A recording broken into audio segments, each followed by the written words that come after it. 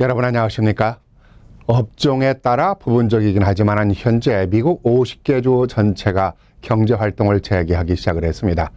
전면적인 재개는 조건에 따라서 단계별로 해제가 됩니다.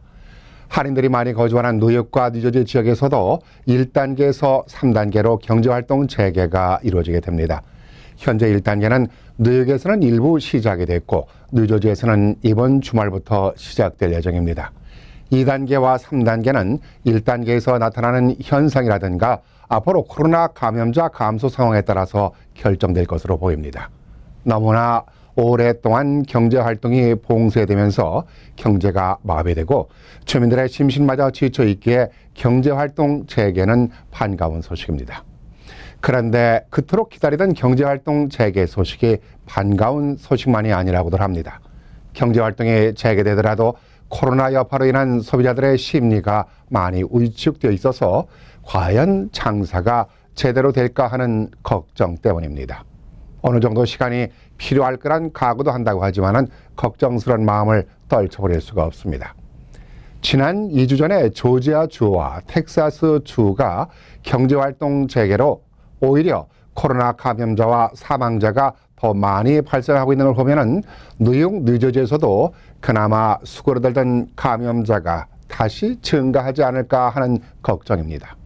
그렇게 되면은 경제활동이 다시 중지되게 되고 돌이킬 수 없는 사태가 다시 일어나는 것이 아닌가 하는 걱정인 것입니다. 이러다 보니 미국 국민들은 경제활동을 재개해줘도 걱정이고 안 해줘도 걱정이라 유행병으로 인한 정신적 팬데믹으로 고통까지 받고 있습니다.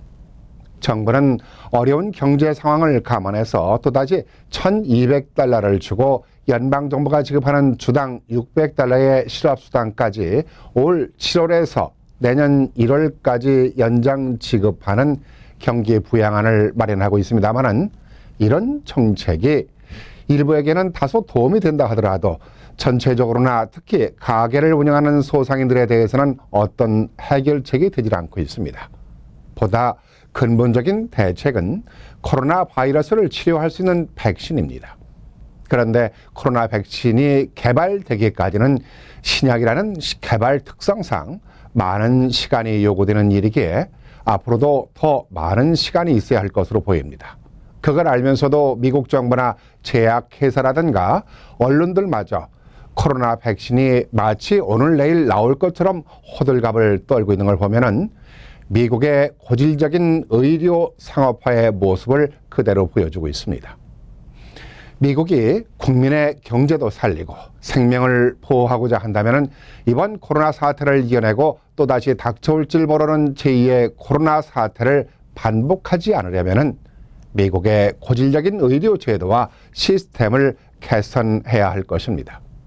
한 가지 더 지적한다면은 제대로 가동되지 않고 있는 방역 체계가 바뀌어져야 합니다. 그래야만이 미국 국민들이 국가를 믿고 마스크를 벗는 날이 하루빨리 다가올 것이라고 생각합니다.